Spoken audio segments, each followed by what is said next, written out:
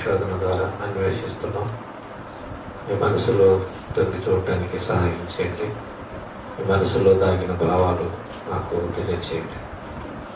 దేవా, మరి ఈ సమయంలో ఎందరో మీ పేర్లు వచ్చారు, వారు వినటానికి సిద్ధపడుతున్నారు. మీ మాటలు వినటానికి, గ్రహించడానికి శక్తిని అనుగ్రహించి వాటి ప్రకారంగా బ్రతకడానికి కృప చేయమని యేసు ద్వారా అడుగుచున్నాము తండ్రి. ఆమేన్. అందరికీ ప్రభువైన యేసుక్రీస్తు నామములో వందనాలు, శుభాలు తెలియజేసుకుంటున్నాను. శత్రుత్వాన్ని చంపటం ఎలా అనే ఒక ప్రత్యేకమైన విషయాన్ని మనం నేర్చుకుందాం. శత్రుత్వాన్ని చంపటం ఎలా, శత్రుత్వాన్ని చంపే ఆయుధం ఏంటి? సహజంగా అందరికీ శత్రువులు ఉంటారు. అజాత శత్రువు అనే క్యారెక్టర్ అందరూ పోషించలేరు. తప్పనిసరిగా అందరూ ఎవరో ఒకరు శత్రువులు తప్పనిసరిగా ఉంటారు.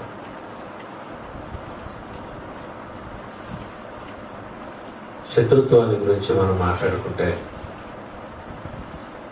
మన భారతదేశానికి పాకిస్తాన్కి అస్సలే పడదు. మన శత్రు దేశం అంటారు. ఒక అమెరికాకి ఆఫ్ఘనిస్తాన్కి పడదు. ఒక ఉత్తర కొరియాకి పడదు అమెరికా కంటే. దేశాల మధ్య శత్రుత్వం, మనుషుల మధ్య శత్రుత్వం, ఇవి మనం చూస్తున్నాం. అంతెందుకండి, మనకు కూడా ఒక విరోధున్నాడు. వాడే సాతాను. వాడు మన శత్రువు. అయితే మరి ఈ శత్రుత్వాన్ని మనం చంపలేమా?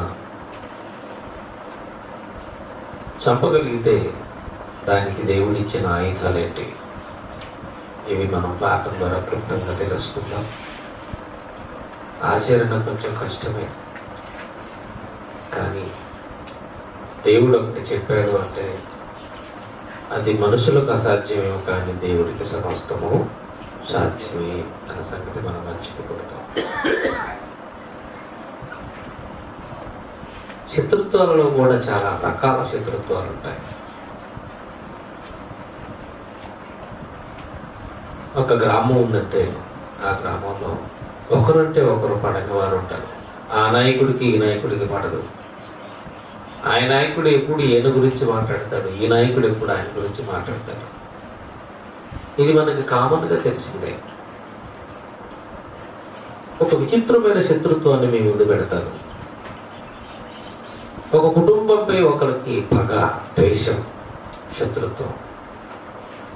వారు వారి శత్రుత్వాన్ని తీర్చుకోవడానికి ఏం చేశారు అంటే ఆ ఇంటికి కోడలిగా వాళ్ళ ఇంటి అమ్మాయిని పంపించారు. ఇది విచిత్రంగా లేదండి. కోడలు పంపించటం వ్యక్తి కోడలు పంపించారు. అమ్మా, నిన్ను ఎందుకు ఆ ఇంటికి కోడలుగా పంపిస్తున్నావు అంటే నువ్వేం చేయాలి? శత్రువుల భరతం పట్టాలి. అవసరమైతే నీ భర్తను కూడా చంపాలి. ఇలాంటివి సినిమాలో కూడా వచ్చేసాయి. నిజ జీవితంలో కూడా మనం చూస్తున్నాం. శత్రువు మరణమే వారి యొక్క అంతిమ లక్ష్యం. శత్రువు చచ్చిపోవటమే వారి యొక్క జీవిత ధ్యేయం. ఇది మనం సమాజంలో చూస్తున్నాం. అయితే ప్రియమైన దేవుని వలన పాత నిబంధనలో దేవుడు శత్రుత్వాన్ని చంపుకోవటానికి, శత్రువులపై పగ తీర్చుకోవటానికి దేవుడు అవకాశం ఇచ్చాడు. తెలుసు కదండి పాత నిబంధన మనకి. మనందరికి బాగా తెలిసిన సందర్భం యెహోషువ కాలంలో సూర్యచంద్ర నక్షత్రాలను సైతం ఆపి వారి మీద పగ తీర్చుకోవడానికి దేవుడు ఏం చేశాడు? ఎవరి మీద పగ తీర్చుకోవడానికి? అమోరీయుల మీద. అంతేనా? ఒకసారి చూడండి ఆ మాట. యెహోషువ గ్రంథము మనం చూడగలిగితే 10వ అధ్యాయము 12వ వచనం. యెహోవా ఇశ్రాయేలు ఎదుట అమోరీయులను అప్పగించిన దినమున ఇశ్రాయేలు నిలిచి ఉండగా యెహోషువ ప్రార్థన చేశాడు. శూరుడా నీవు గిబియోనులో నిలుము, చంద్రుడా నీవు అయ్యాలోయ లోయలో నిలుము. జనులు శత్రువులపై మీద పగ తీర్చుకొను వరకు సూర్యుడు నిలిచెను, ఆగెను.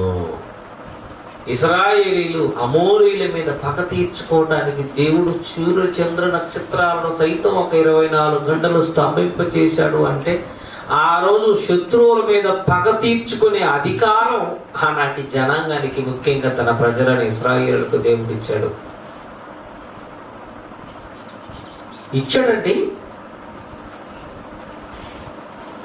ఇది పాత నిబంధన.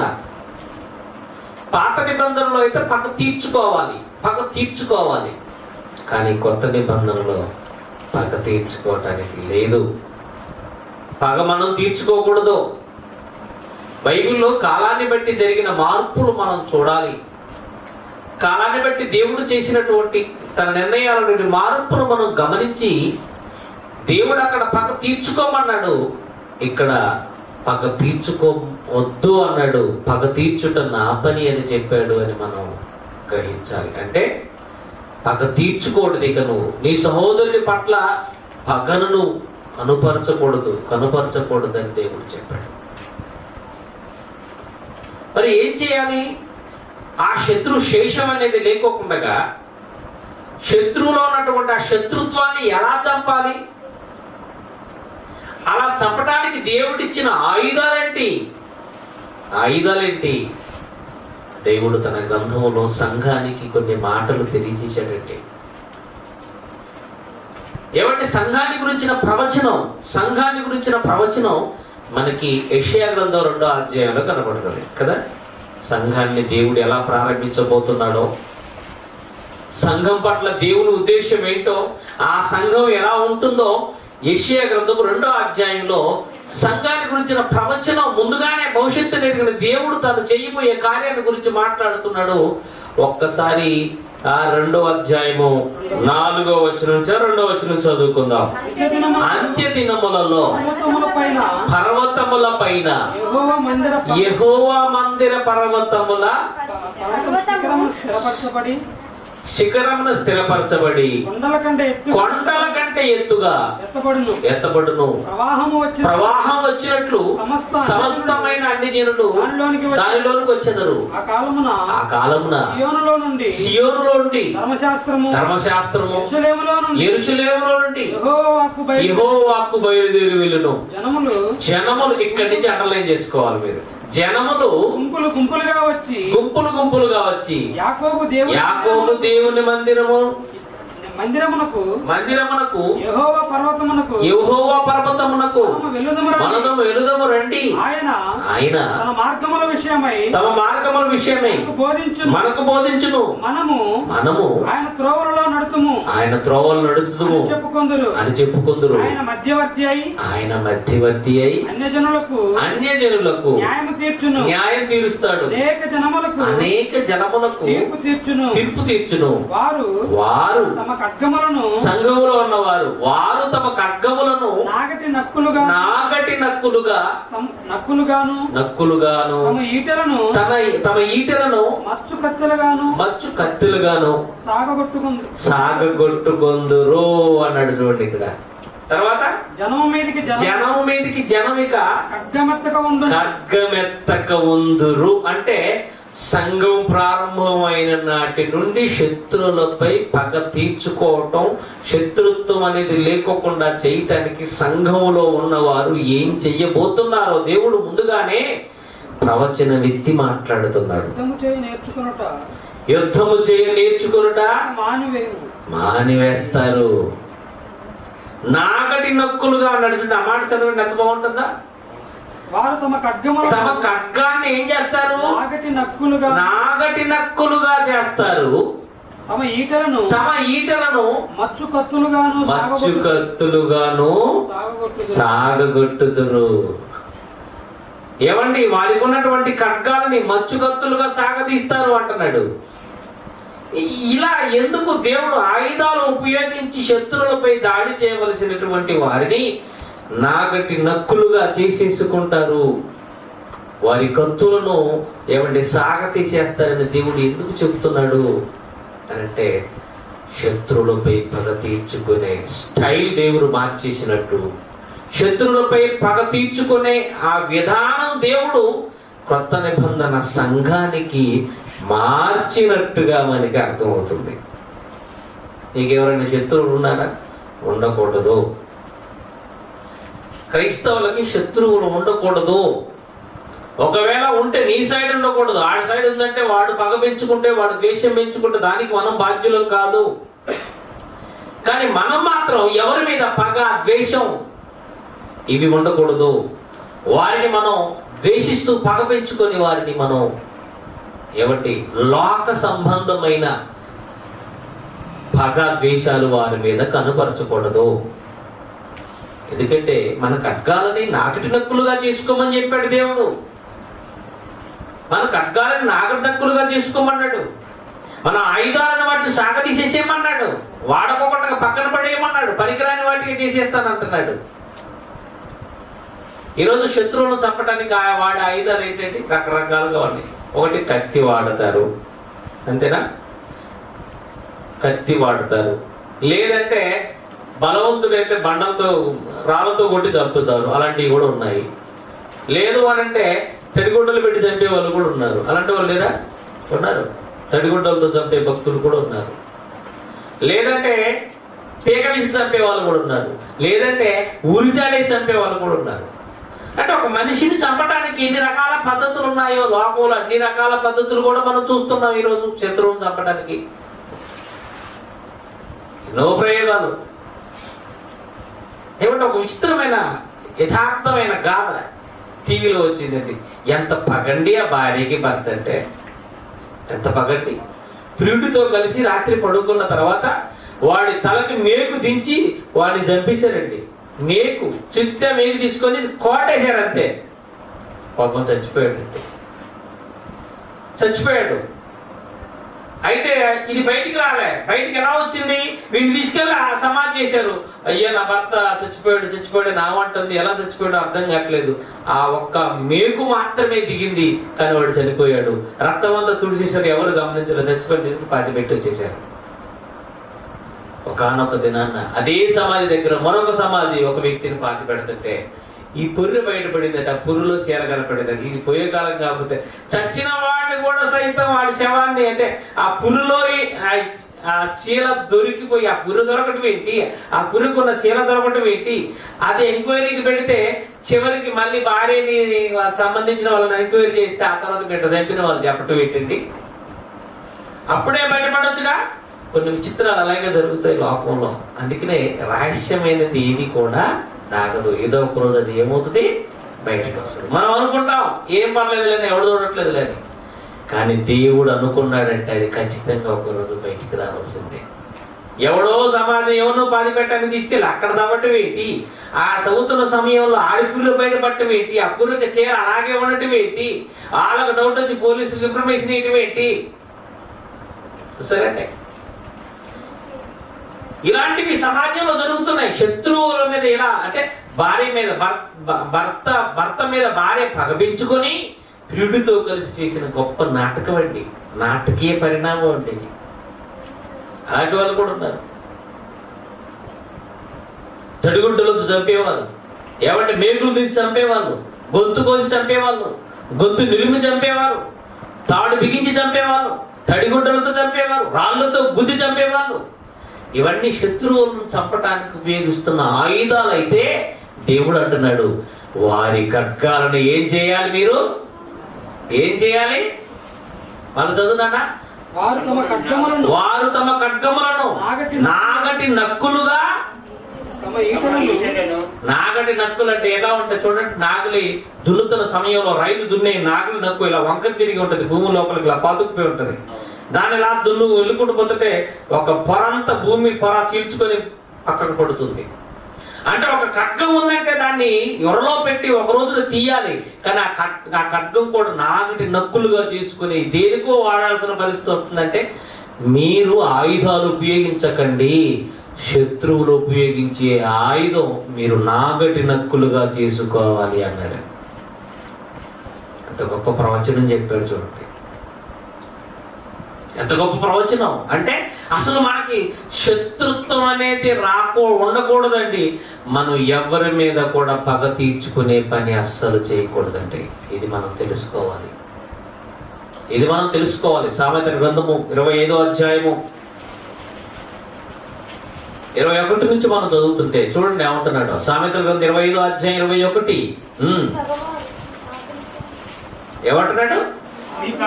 నీ పగవాడు ఆకలి కొని ఉంటే వాడికి భోజనం పెట్టు, దప్పికొని ఎడల వాడికి దాహం ఇయ్యి, అట్టు చేయుత చేత వాడి తల మీద నిప్పులు కొప్పగా పోయిదువు.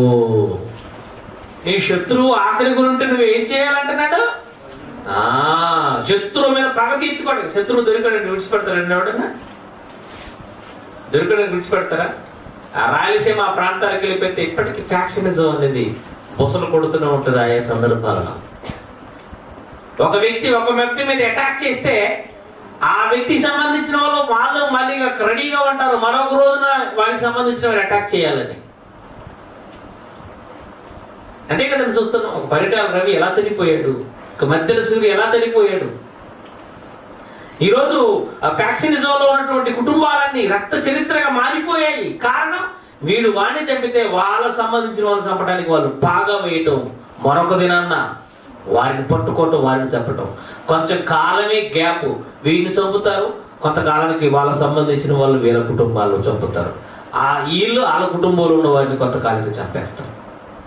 ఇదే కదండి మనం చూస్తున్నాం ఫ్యాక్షన్ కుటుంబాలలో. కానీ దేవుడు అన్నాడు, మీరు అలా చేయకూడదు. మీరు ఏం చేయాలి?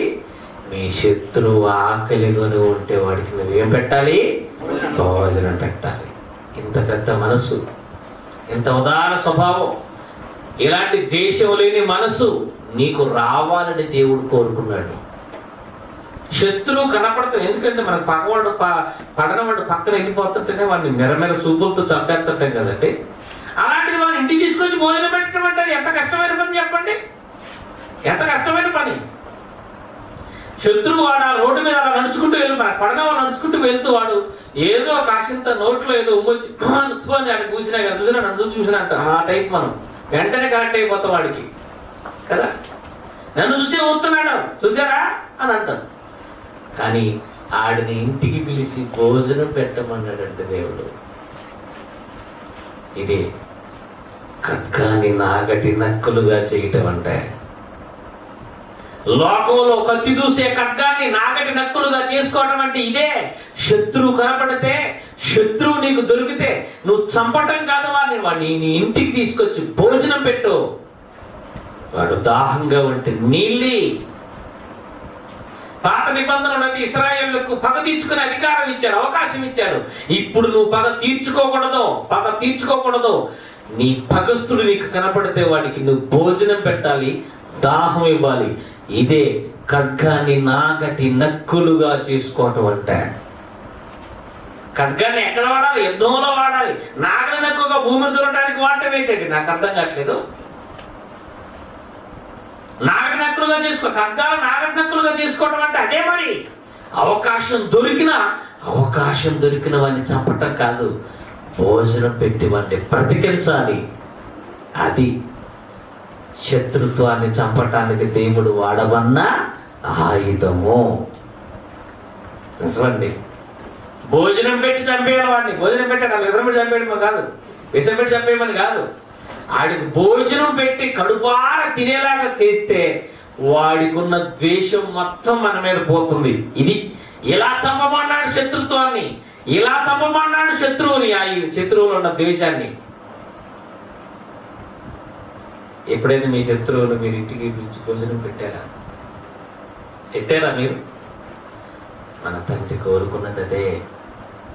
పాత నిబంధనలోనే ఒక శత్రువు మరొక శత్రువుపై పగ తీర్చుకునే అధికారం ఇచ్చిన దేవుడు పాత నిబంధనలోని మార్పుకు నాంది పలికాడండి. అంటే ఇలా కాదు, ఇలా కాదు, మార్చేయాలి దీని అనుకున్నాడు.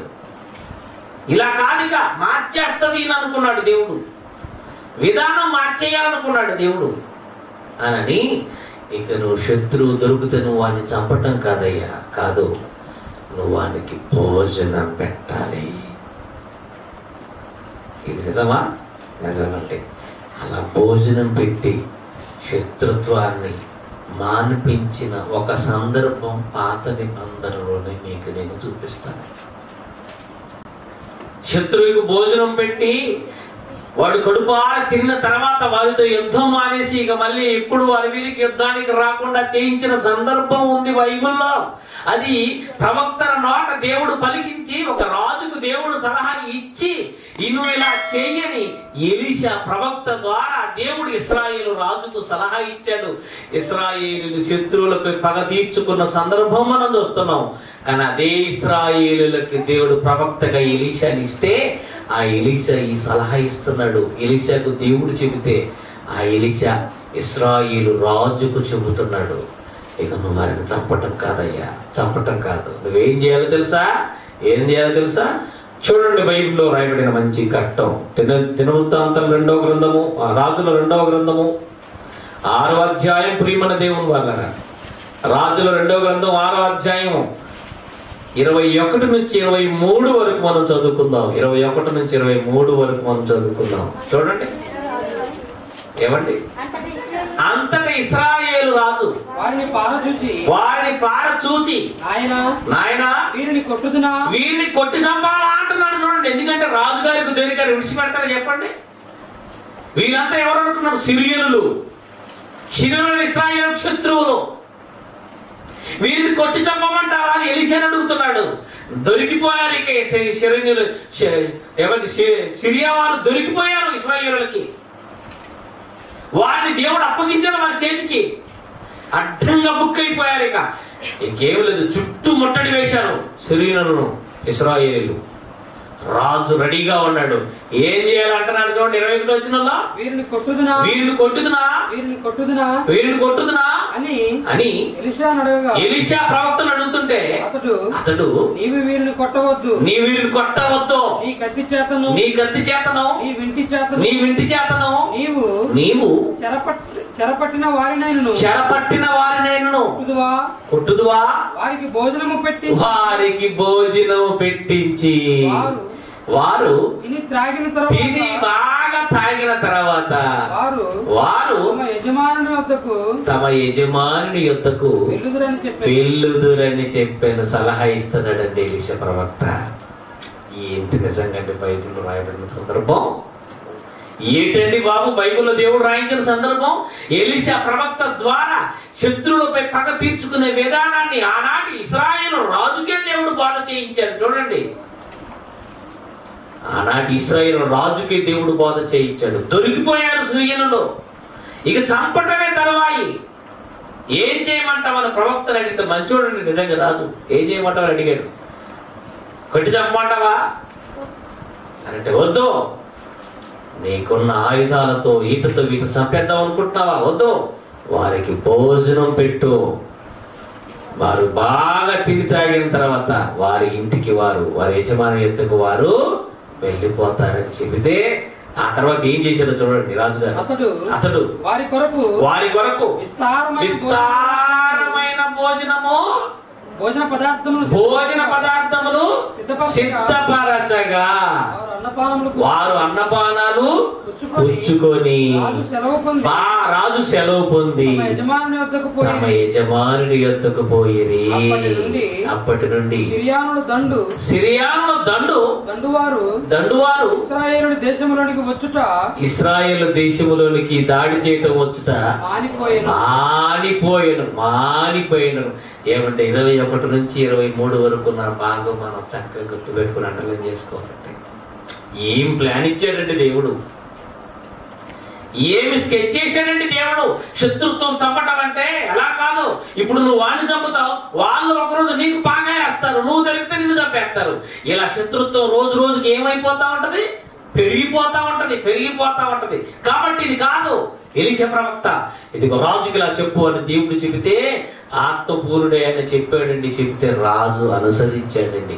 ఏం చేశాడట? వారికి మామూలు భోజనం కాదటండి, విస్తారమైన భోజన పదార్థాలు. అంటే ఎన్ని రకాలు ఉంటాయో అన్ని రకాల అరేంజ్మెంట్ చేశాడండి. మీల్స్ అరేంజ్మెంట్ చేశాడు. ఏది ఇష్టం నీకు? నీకు లెగ్ పీస్ అంటే ఇష్టం. నీకేది ఇష్టం? నీకు బిర్యానీ అంటే ఇష్టం. నీకేది ఇష్టం? నీకు పెద్దోడు అంటే ఇష్టం. నీకేది ఇష్టం? నాకు ఖరీదంటే ఇష్టం. నీకేది ఇష్టం? ఇలా ఎన్ని రకాలు ఉంటాయో అన్ని రకాలు మొత్తం సిద్ధం చేసి విస్తార భోజన పదార్థాలు సిద్ధం చేయడం అంటే అన్ని ఐటమ్స్ పెట్టేశాడు. పెట్టేస్తే బాగా తిన్నారు. రాత్రి అంతా తిని తాగేశారు. తెల్లవారు దగ్గర మరి యజమానుడి దగ్గరికి వారు వెళ్ళిపోయారు. ఎంత విచిత్రం చూసారా? ఎంత అద్భుతం జరిగిందో చూసారా?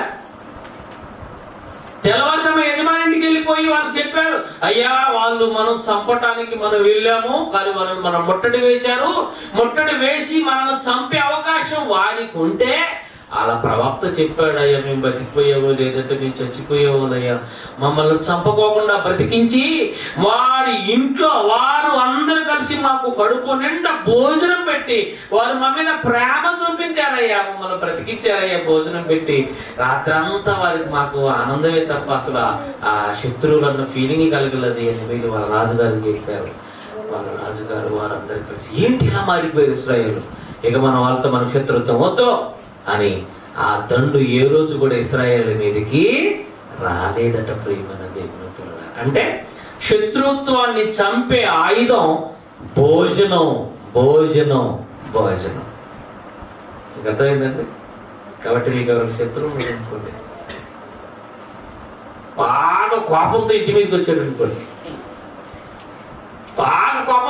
వచ్చింది అనుకోండి, రాండతా లోపలగా అని ఇంట్లో ఒకటి కూర్చోబెట్టండి, సరే మనం మాట్లాడుకుందాంలే కానీ అమ్మాయి మంచి వంట చేసింది అని మాటల్లో పెట్టి ఆ వంట అంతా పూర్తిగా ఇద్దరు కూర్చొని బాగా తినండి. ఇప్పుడు చెప్పన్నా అనంటే ఇదేంటే దేవుడు మనకు నేర్పించేది. ఇది నిజంగా చేసి మనం చేసి చూపించగలిగితే వాడిలో శత్రుత్వం చచ్చిపోకపోతే నన్ను అడగండి. ఒకవేళ చచ్చిపోలేదు అని అంటే వాడు తప్పు, బైబిల్ తప్పు కాదు. బైబిల్ ఒక మార్గం నిర్దేశించిందంటే అది ఖచ్చితంగా నిజం, అది జరిగి తీరుతుంది. ఇశ్రాయేలుల మీదకి వచ్చినటువంటి సిరియనుల దండుకు ఏం జరిగిందో మీరు చూడండి. అంత మార్పు రావటానికి కారణం వారు పెట్టిన భోజన పదార్థాలు కాదా? ఆలోచించండి పిల్లరా. కాబట్టి శత్రువులపై మనం పగ తీర్చుకోవద్దు, వారికి భోజనం పెట్టి ఆ పగనే చంపేయాలి. This is Bible. ఇది బైబిల్ మనందరికి నేర్పుతున్న నీతి.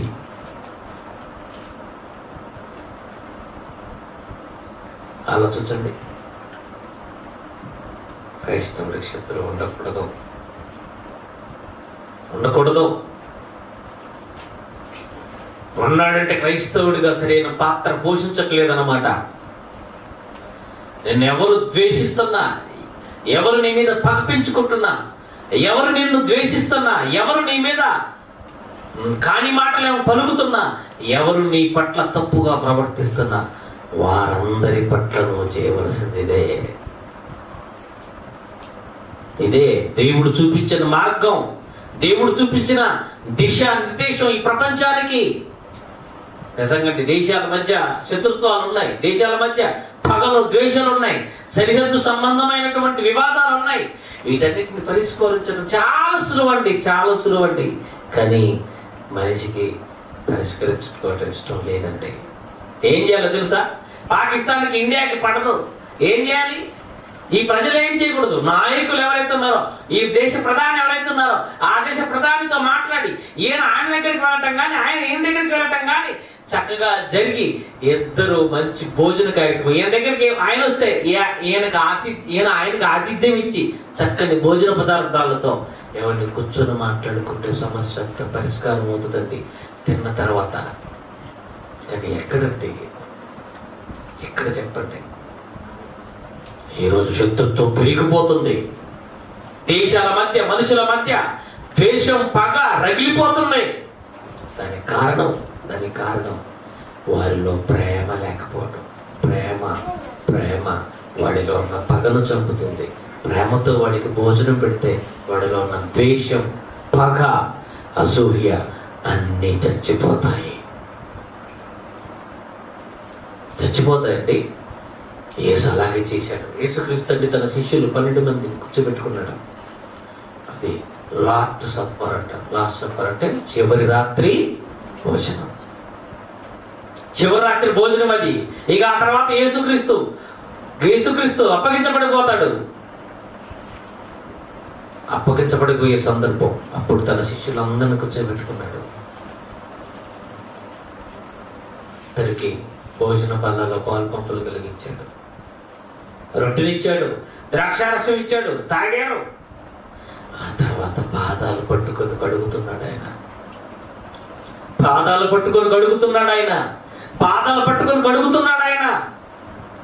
ఒక్కొక్కరి పాదాలు కడుగుతుంటే వారి మనసంతా చెలించిపోతుంది, వారి మనసంతా ద్రవీభవిస్తుంది.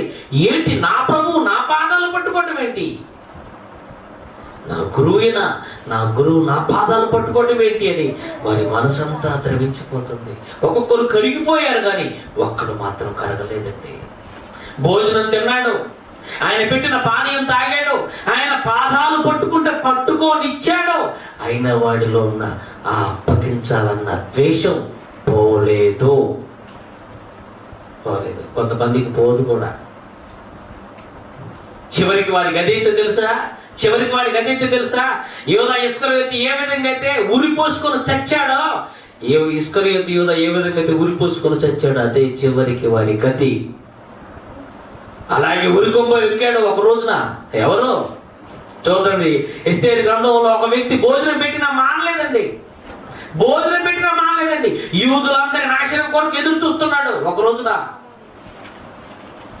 హామాను అనేవాడు యూదుల నాశనం కొరకు. ఏమంటే వాడికి ఎంత పిచ్చి ఏంటంటే, హామాను అనే వాడికి ఎంత పిచ్చి ఏంటంటే, మోర్దెకైనటువంటి ఆయన ఆడికి నమస్కారం పెట్టలేదట. అప్పటి నుంచి పగ పెంచుకున్నాడంటే. నమస్కారం పెడితే పెద్ద గొప్ప. నమస్కారం అంటే పెట్టకపోతే లాస్ అవుతాం అని చెప్పండి. కొంతమంది అలాగే ఉంటారు.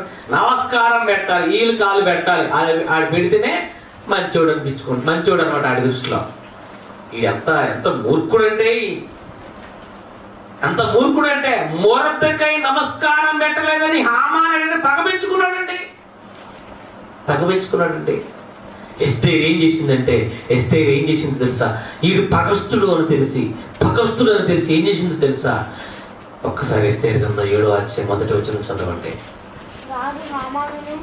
రాజు హామానును రాణి అయిన ఎస్తేరు ఇంటికి విందునకు రాగా. చూసారండి, విందుకు పిలిచింది ఆవిడ. రమ్మని ఆహ్వానించింది, రాజుగారిని ఆహ్వానించింది, హామాను కూడా ఆహ్వానించింది భోజనానికి. ఎందుకంటే ఈ హామాను యూదులందరికి శత్రువు. వీడు వారి నాశనాన్ని కోరుకుంటున్నాడు. వీరి నుంచి తప్పించాలి, యూదులందరిని తప్పించాలి. నా యూదుల్ని కాపాడాలని ఎస్తేరు, మొర్దెకై ఇద్దరు గట్టి శబదంతో ఉన్నారు, గట్టిగా ఉన్నారు. మొత్తానికి భోజనం సిద్ధం చేసింది, రాజుగారిని పిలిచింది, హామాను కూడా పిలిచింది. ఏం జరిగింది చూడండి. రాజు ఎస్తేరు రాణి విజ్ఞాపన ఏమిటి? అది నీకు అనుగ్రహించబడును. నీ మనవి ఏమిటి? రాజ్యంలో సగం మట్టుకైనా నీకు నేను అనుగ్రహించేదను అన్నాడండి. నిజంగా ఒక మాట చెప్పమంటారు, అందరు నాకే చూడండి. ఒక మాట చెప్పమంటారండి. ఈ రాజు ఉన్నారు చూసారండి, ఈ రాజు అండి అదొక టైప్ సైకో అండి. ఒక మాటలు చెప్పాలంటే, ఈ హామాను కంటే హామానేమో ద్వేషం పగతో ఉన్నవాడు, కానీ రాజు అండి డిఫరెంట్ క్యారెక్టర్ అండి ఆయనది. కానీ ఆయన కూడా భోజనం పెట్టగానే కరిగిపోయాడండి. ఏం కావాలమ్మ నీకు అని అడుగుతున్నది. అంత మంచిగా చూడండి. ఏం కావాలమ్మ నీకు అని అడుగుతారు. ఎవరైనా ఇంటికి పిలిచేసి ఆతిథ్యం ఇచ్చి గౌరవించినప్పుడు ఏం కావాలని అడగరండి. అది సంస్కారం, ఇష్టం అండి. అది ఆ మార్పు ఖచ్చితంగా వాళ్ళలో వస్తుంది. ఏం కావాలని రాజు అడిగాడు. అవసరమైతే నువ్వు కోరుకుంటున్న రాజ్యంలో అర్ధ భాగం కూడా నీకు ఇచ్చేస్తానండి. ఎంత మంచివాడు. డిఫరెంట్ క్యారెక్టర్ ఉన్నటువంటి ఈ రాజుగారు కొంచెం సైకోలా ఉండే రాజుగారు సైతం ఆమెను భోజనం పెడితే కరిగిపోయాడు, కానీ వీడు మాత్రం కరగలేదండి. ఏం జరిగింది? ఈ అధ్యాయంలో చివరి మాటలు చదవండి, ఎంత బాగుంటుందో చూడండి. చివరి మాటలు ఇది అధ్యాయంలో ఎన్నో వచనం? 10వ వచనం. కాగా హామాను మోర్దెకై కొరకై సిద్ధం చేసిన ఉరికొయ్య మీద వారు అతన్ని ఉరి తీసిరి. మోర్దెకై కొరకు సిద్ధం చేయించాడు పెద్ద ఉరికొయ్య, దానికి వీరిని వేలాడి తీసి ఉరి తీశాడు. యేసుక్రీస్తు శిష్యుడు కూడా ఉరి పోసుకొని చచ్చాడు. పేషాన్ని చప్పుకొక్క ప్రేమ చూపించిన, పాదాలు పట్టుకున్న, ప్రేమ చూపించిన, భోజనం బల్లలో పాలు పంపులు ఇచ్చిన, ఆయన రక్తాన్ని తాగడానికి అవకాశం ఇచ్చి పాదాలు కడిగిన వాడు మారలేదు కనుక ఉరి పోసుకొని చచ్చాడు. హామాను కూడా ఉరి తీయబడి చచ్చాడు. భోజనం పెట్టిన తర్వాత కూడా ద్వేషం, పగ చావలేదు అంటే చివరికి పట్టే గతి అదే. చివరికి పట్టే గతి అదే. కాబట్టి ప్రేమన దేవుని వల్ల శత్రువును చంపే ఆయుధం, శత్రువును చంపే ఆయుధం ప్రేమ. ప్రేమతో పెట్టే భోజనం. ఆలోచించండి. అందుకనే రోమపత్రిక 12వ అధ్యాయంలో అద్భుతమైన మాటలు చూడండి. ఏమంటున్నాడు? 12:17 నుంచి మనం చదువుకుందామా? రోమపత్రిక 12వ అధ్యాయం 17 నుంచి. మనుషులందరి దృష్టికి యోగ్యమైన వాటినే మీరు వాటిని గురించి ఆలోచించండి. శక్యమైతే మీ చేతనైనంత మటుకు సమస్త మనుషులతో సమాధానంగా ఉండండి. మీకు మీరే పగ తీర్చు కొనక దేవుని ఉగ్రతకు చోటు ఇవ్వండి. పగ తీర్చుట నా పని, ఇక కొత్త నిబంధనలో మీ పని కాదు. పగ తీర్చుకునే పని మీది కాదు. పగ తీర్చుట నా పని, నాకు అప్పగించండి. ఒకరోజు ఇశ్రాయేలుకి ఇచ్చాను పగ తీర్చుకోమని అవకాశం, కానీ ఇప్పుడు నేనే తీర్చుకుంటాను. మీ పని కాదు అది. పగ తీర్చుట నా పని, నేనే ప్రతిఫలం ఇస్తాను అని ప్రభు చెప్పుచున్నాడు అని రాయబడి ఉన్నది. కాబట్టి నీ శత్రువు ఆకలిగా ఉంటే అతనికి భోజనం పెట్టు, తప్పికొని ఉంటే దాహమిమ్ము. అలాగూ చేయటం వలన అతని తల మీద నిప్పులు కుప్పగా పోయేదు. కీడు వలన మీరు జయించక మేలు చేసి వాడిని మీరు జయించండి. కీడుని జయించండి. చేసేసి బైబిల్. మేలు చేత వాడిని జయించండి. మేలు చేత వాడి శత్రుత్వాన్ని చంపండి. మేలు చేత దేవుడి ఉగ్రతకి మీరు అవకాశం ఇవ్వండి. ఇది బైబిల్ శత్రుత్వాన్ని చంపటానికి చూపించిన పరిష్కారం. ఇది బైబిల్ దేవుడు చెప్పిన శత్రుత్వాన్ని చంపే ఆయుధం. కాబట్టి క్రైస్తవులకు శత్రువులు ఉండకూడదు. ఉంటే నువ్వు క్రైస్తవుడివే. ఆలోచించండి. కోపం ఉంటుంది, మనకందరికి కోపాలు ఉంటాయి. నీ కోపం ఎంతసేపు ఉండాలా? ఏమన్నాడు? సూర్యుడు అస్తమించే వరకు. ఎక్కువతో వస్తుంది కోపం. ఒకరోజు వస్తుంది. వాళ్ళు చూసినప్పుడు కడుపు రగిలిపోయే సందర్భాలు ఉంటాయి, కానీ చంపేసుకోవాలి. This is Bible. ఈరోజు మనుషులు ఎలా ఉంది చెప్పమంటే, లోకం ఎలా ఉందంటే ఒక్కళ్ళు ఏదైనా ఒకటి అంటే 1:10, ఒకదానికి 10 అంటారు. ఇది వాళ్ళ సూత్రం, ఇది నా సూత్రం. ఒకదానికి 10 అంటారు.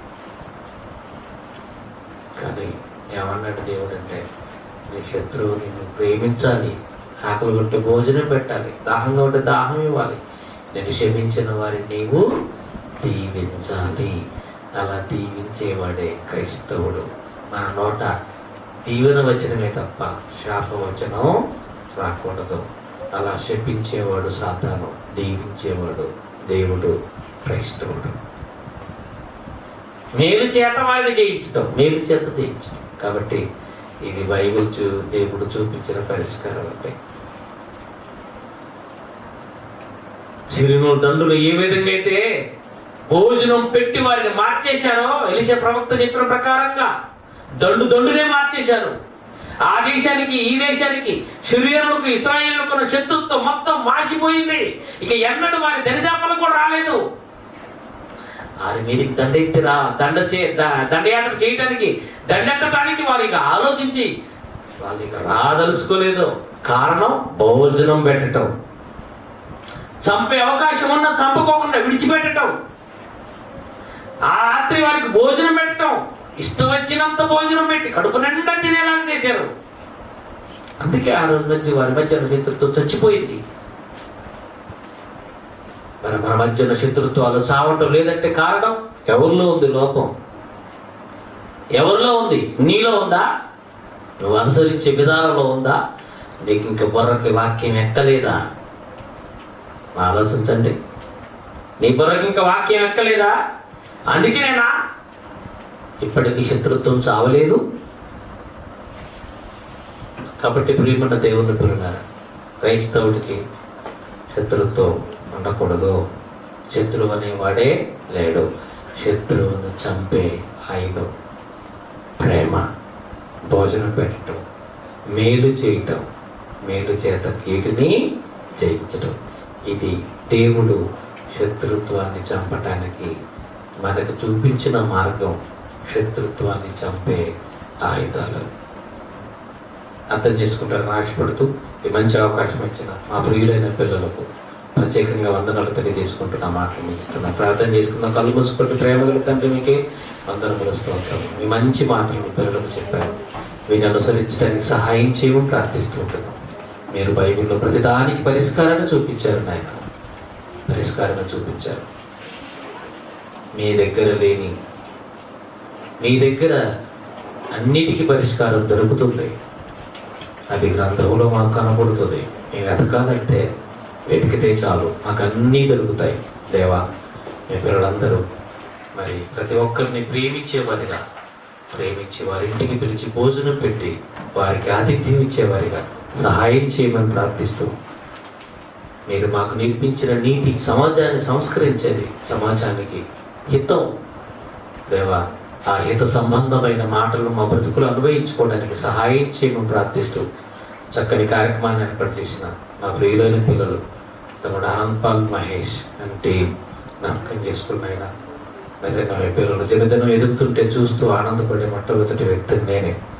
దేవా, ఈ ఆనందం మీరు నాకు ఇచ్చారు, మీకే స్తోత్రాలు చెల్లించుకుంటున్నాను. ఇంకా మీ పిల్లలు గొప్పగా ఎదగటానికి సహాయం చేయమని, మీ పిల్లల ద్వారా అనేక కార్యాలు ఈ ప్రాంతంలో జరగటానికి సహాయం చేయమని ప్రార్థిస్తూ, ఈ చిన్న చిన్న సంఘమును దీవించమని, కాపాడమని, పగలు ద్వేషాలు ఎవరి మధ్య లేకోకుండా ప్రేమ కలిగి బ్రతకడానికి సహాయం చేస్తున్న ఆశపడుతూ, మాతో కలిసి పనిచేస్తున్నటువంటి మరి ములకల పిల్లలు ఉన్నటువంటి ఆ ప్రియులైన పిల్లలు సైదులన్న గారు, వారి సంఘము, తమ్ముడు సోమన్న, వారి కుటుంబాలను జ్ఞాపకం చేసుకోమని, అదేవిధంగా రత్నాకరన్నయ్య గారు వారి కుటుంబం, వారి సంఘము జ్ఞాపకం చేసుకోమని, పెద్దలు స్వామయ్య గారు జ్ఞాపకం చేసుకోమని, దేవా, ఈ ప్రాంతంలో మాతో కలిసి పనిచేస్తున్న కోఆర్డినేటర్లు అందరూ జ్ఞాపకం చేసుకోమని, మా పిల్లలందరూ జ్ఞాపకం చేసుకోమని, జ్ఞానం నేర్పించిన మా ఆత్మీయ తండ్రి దేశాలుగా జ్ఞాపకం చేసుకోమని, మనం వాళ్ళందరినీ వెనకాల నుంచి నడిపిస్తున్న మా ప్రియ సహోదరులు పెద్దలు గారు జ్ఞాపకం చేసుకోమని, ఈ ప్రాంతంలో మా బియ్య పరిచయం జ్ఞాపకం చేసుకోమని, దేవా, మరి మా ద్వారా ఇంకా అనేక కార్యాలు మీరు జరిగిస్తుంటారని ఆశపడుతూ, సమాజానికి మాదిరిగా, సమాజానికి సంస్కారకర్తలుగా మేమే ఈ సమాజాన్ని వెలిగించేవారిగా, నడిపించేవారిగా శక్తిని, బలాన్ని ప్రసాదిస్తారని ఆశపడుతూ, యేసుక్రీస్తు ద్వారా ఈ ప్రార్థన మీకు చేయించున్నాము తండ్రి, ఆమేన్. మన పరమ తండ్రి దేవుడు, ప్రేమ కుమారుడైన క్రీస్తు వారి కృప, పరిశుద్ధాత్మ దేవుడైన సాహసం మనతో సకల పరిశుద్ధులతో తోడుగా ఉండి ముందుకు నడిపించును గాక, ఆమేన్. చక్కటి వాక్యం గారికి